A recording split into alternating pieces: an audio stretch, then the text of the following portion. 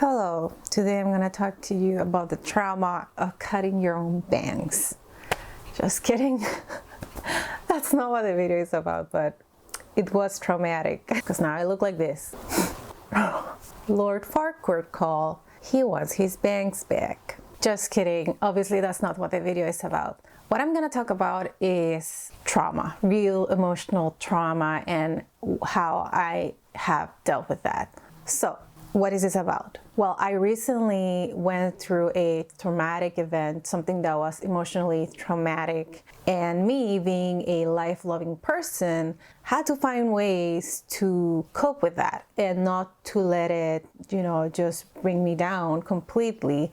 And I had to find ways to still be happy despite the magnitude of the trauma. And so, I found some insights in my own journey that I think might be helpful to someone else. Obviously, I am not an expert, a psychologist, an expert in trauma or anything. This is something me, a real life person, has experienced and that has helped her, that might help others. This is like what I consider traumatic for myself. Maybe other people have different definitions of trauma.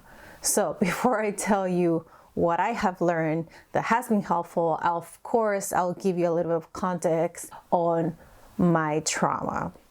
So the trauma is very related to my father's recent passing. He passed away in August of 2021, but it's not exactly that I'm traumatized that he's dead and I'm never gonna see him again. That's not exactly it, because a death is something that is gonna happen to everybody, and you should always be prepared for it, arriving to your loved ones when you least expect it. So yes, it's sad that he died. I was sad about that. I'm sad about it. But that's not the issue here. The issue, what's traumatic about the experience, is the circumstances surrounding his death. Without going into a lot of detail, there's a lot of stuff that is traumatic because there's a sense that it could have been avoided, and there's a sense that other people might have been responsible in a way, like their actions led to this tragic ending, and also my father's own actions led to his demise. And there's the other side of the story where it's like, oh, his family, me and other members of his family could have done something to prevent this had we known what was going on. So part of that trauma is that unresolved, oh my God, we could have done something, but we didn't know. And then there's also trauma that comes with the aftermath after he passed away. We discover all these things that were going on in his life that were very depressing and sad, and you just had no idea. And I had no idea. A lot of his family members had no idea. And there's a lot of missing pieces in the story. And so it is traumatic because it comes as a shock, all this information, oh my God, all this, what's going on. And it was in a way preventable. Well, so basically he's dead. It's sad that he died, obviously, but what's traumatic about this are all the details that we discover after he passed away. There were weird circumstances leading up to his death, and just depressing facts about his life that nobody knew about. So that's it. I don't want to give the whole story because it's a very long story and obviously very personal. But trust me, it is traumatic. I'm traumatized by what was going on in his life. It's very sad. Obviously, the only way that it affects me is that now I'm oh, what could I have done? And also feelings of wanting revenge, wanting closure, all these things that are very unlikely to happen, which lead to this trauma. So before I tell you how I deal with the trauma and how I use my philosophy to help me not give in to total despair, I want to tell you how trauma manifests for me. So it is very weird because, the first 2 months leading after my father died, there was a lot of intense thinking all through the day, right? Trying to piece things together. But after the first 2 months, I kind of calm down, so I'm not thinking about it during the day. I very rarely even crosses my mind during the day, but at night, I mean, this has always been a thing for me. Like at night, whatever I ignore during the day just comes back and it's like haunting me. So in this case, with this issue regarding my father's death, at night, very often it comes up and I start thinking about it, and it leads to, depression, extreme sadness, or like nonstop thinking, lack of sleep, intrusive thoughts or repetitive thoughts, things that I already went over and just going over and over like 100 times, right? So, and it also manifests as physical discomfort at night, like feeling my stomach hurts and things like that. Not so much now because like many months have passed, but definitely like the first few months. But it's still something that haunts me. But thanks to all these techniques that I follow, so let's get into that. How do I deal with trauma, emotional trauma? So first of all, my main goal in managing the emotional trauma is to not let it become a destructive force in my life, to not let it ruin all the other positive things happening in my life, and not let it affect my perception of myself or my worth, my worthiness, my value. Because I remember like the first couple months after this happened, I was grieving, but I was also, it's in a way like, because there's a traumatic component to the situation, like good things would happen, but they just wouldn't register as good. I would just be like an person observing everything happening and like very numb to things, to good things happening. Like it's just like you have a dark cloud and you can't really appreciate anything, even if it's something good, because you're just wrapped in these negative thoughts, right, that come with a traumatic incident. So that was part of my goal, to make sure that didn't take over my life. So one of the biggest things I had to deal with was wanting to be depressed, because I have always been a very emotional and nostalgic person. So falling into that state is very easy for me. I've never been depressed. I've never been someone who would be diagnosed with depression, but I am a depressive person. I can be very depressive, especially when I have no guide in life. But right now, thankfully, I do have a guide, like a philosophy that guides me to find ways to get out of that depressive state, right? And of course, I am referring to Ayn Rand's philosophy of objectivism, which has taught me that, and I really believe that, like, the most important thing in life is my own happiness. So always remembering that, it reminds me to, like, okay, things are bad right now, but remember, this is not how your life should be. You should be happy. So find ways to fight this negative energy, negative thoughts, negative things happening in life, to try to go back to a happy state. Another thing that I have learned from this philosophy is to not let evil win, right? And a lot of this trauma comes from the fact that there were a lot of things going on in my father's life that were bad, and that me being sad right now, like being depressed and whatnot, is just letting those negative forces win. Like they get their way if I'm sad. Like they accomplish what they set out to do, which was to destroy, not specifically destroy me, but those forces set out to destroy things. And so, if anything, at least I want to, feel better so as to not let those evil forces win. And this doesn't mean that by me wanting to be happy that I'm no longer interested in justice. You can still fight for justice, but you don't have to be like miserable in the process of finding justice. And by justice in this case, I just mean tying loose ends related to my father's death. So I'm still interested in that, but just because it hasn't been resolved yet, that shouldn't mean that I should live under a cloud until the truth comes out, because that could take years. Like and we only have one life. Like, I don't want to be miserable for all this time. Like, so that's why I found ways to, make things better for myself. And I know that some people might find a similar approach to fight their negative thoughts with the help of other philosophies or religions.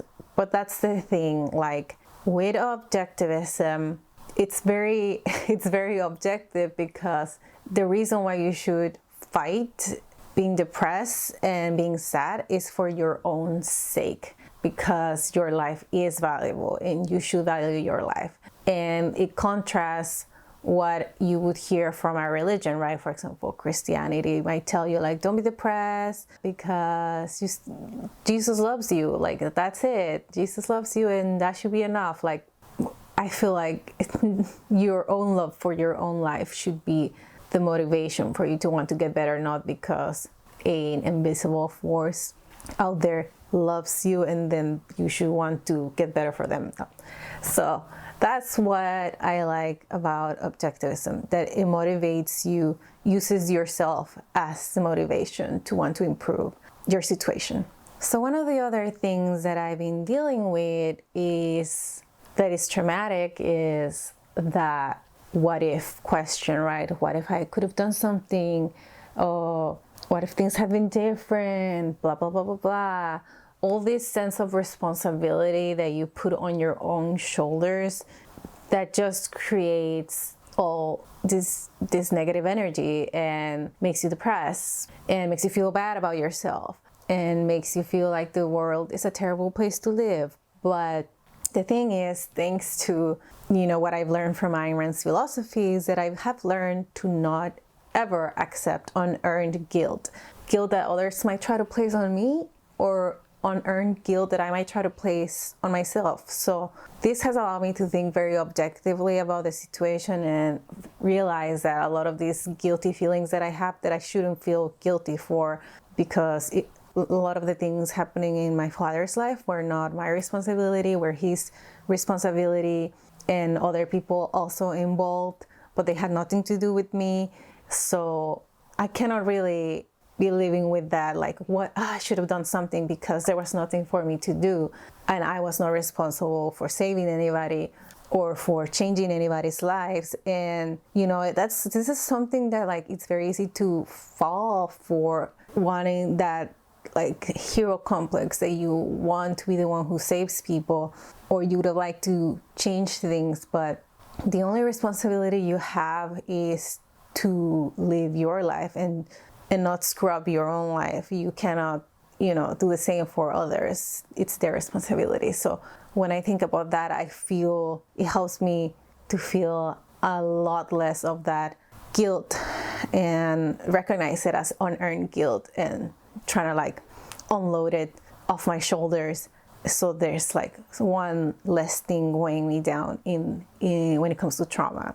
So that's one way to think objectively about trauma. So another way that objectivism has helped me in this journey is it helps me to look objectively at my emotions, right? Like there's a lot of emotions going on right now, or where now I'm much better. But when you have all these conflicting emotions and whatnot, it would be very easy to just get confused, let it influence your behavior, like indulge in self-destructive behavior or things like that, or just, I don't know, quit your job and like hide under a rock, and all the kinds of things that come with like not being able to control your emotions. But thanks to objectivism, I can very, easily take a step back and be like, okay, there's a lot going on right now.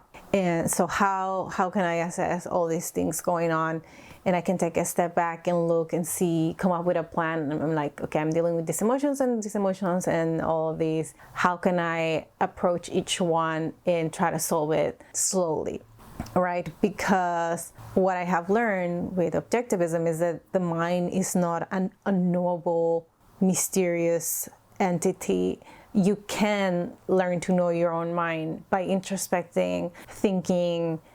You can understand yourself and you can understand your emotions, where everything's coming from, and you can learn to take steps to improve those emotions or change things so that you feel better. Okay, and one of the last things I want to talk about, even though there will be a lot to talk about, is the quest for closure. When you go through a traumatic event, you feel it's very important to have closure, to find out the truth about everything and see if that might help you, get rid of the pain and the suffering if you have closure. But sometimes closure is not possible. You might get a little bit of closure in some areas, or you might get no closure at all. It all depends on, the circumstances, your own particular circumstances. But, you shouldn't let that quest for closure take over your life. Yes, it's important to try to find out the truth about things and to get justice. But just because you haven't gotten closure on a certain traumatic event in your life, that shouldn't mean you should neglect everything else going on in your life. You can still find meaning and find happiness in the other positive things going on in your life. Like at some point, I would be thinking about, after this incident, I was like, nah, what if I'm always thinking about this? Like, what if I live till I'm 90 and so I have another 60 years of being depressed? Like, obviously, I don't want that kind of life, and who would want to live that kind of life? So even if there's something that's gonna be unresolved forever in your life journey, you can decrease the impact of that negativity in your life by focusing on making the other aspects of your life better. Working to attain goals, fostering relationships, doing things that you love, working on your hobbies, focusing on the good things that you like about your career, doing the small things you like, reading, cooking. There's a lot of good things in life that if you focus on that cloud of not having closure is gonna be smaller. It might always be there in a way.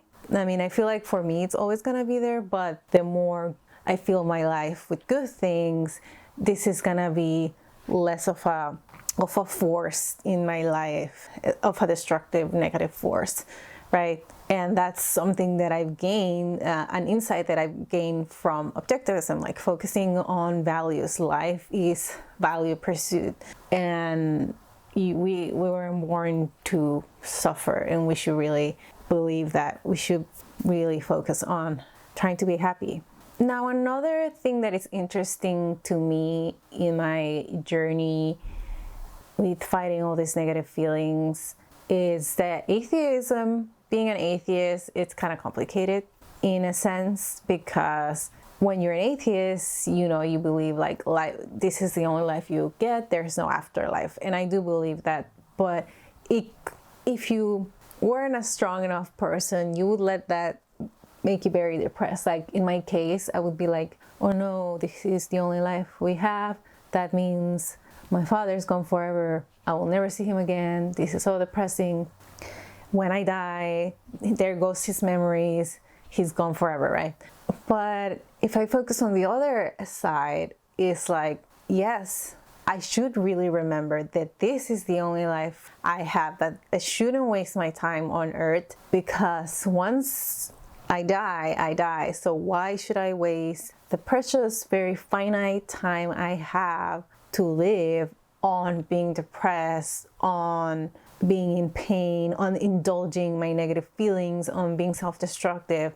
No, I should not do that. I should try to find a way to let go or to manage it and focus on bringing more positive energy and more positive things into my life. So that is one way in which being an atheist is actually a positive, because you're not going to waste your life being like, oh, it doesn't matter if I'm depressed while I'm alive, because once I die and go to heaven, everything will be great. And what if you die and there was no heaven and there's nothing's going to be great, because that's it? You wasted your whole life being depressed. And so that's very sad.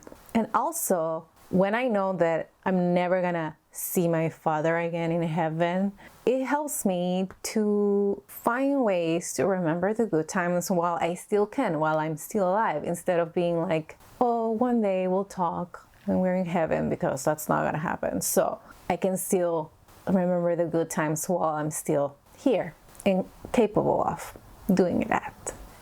And one thing I also want to mention is the issue of therapy. Like, I feel like a lot of people can benefit from therapy when they go through a traumatic event, emotionally traumatic event. I know that I probably could benefit. Right now, I'm not doing any therapy.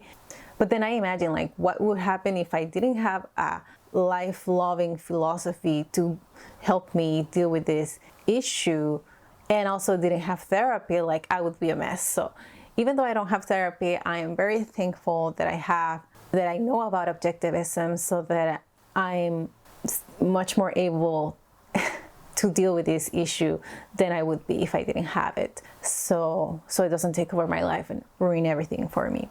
And that is one thing that is very impactful for me when it comes to objectivism. This philosophy that basically says that, you know, the value of your own life is the most valuable thing to you. This makes me think that even if things got even worse for me, like if I lost everything, all my material goods, like if like I lost all the most valued members, the most valued people in my life overnight, if I lost it all, of course that would be terrible and depressing. But I think I can say that thanks to my view on life and what life is for, I would be like, all right, this is it. These terrible things have happened, but while I'm still alive, it is worth to keep fighting to be happy. That's what's good about this philosophy. It's much harder to succumb into despair when you know that as long as you're alive, happiness is possible. There's more to be gained. There's still a chance. And so why shouldn't you fight until the end to live? I mean, you only have one life. Might as well live it till the end. Even if you lose it all, like, that doesn't mean you cannot gain other things in the future going forward. And by things, I mean, you know, relationships, positive experiences, improving your life, improving your station in life, all those things. Because yes, what makes life worth living are the values in your life. But life is a value in itself, or at least your own life should be a value for yourself. So you might lose everything, but as long as you have your life, you still have a very positive value that you can try to foster so it keeps going. Try to stay alive and like buy yourself more time to experience other positive things in life. So if things ever get really, really bad in your life and you ask yourself, hey, is life still worth living after all this? I think the answer should always be yes.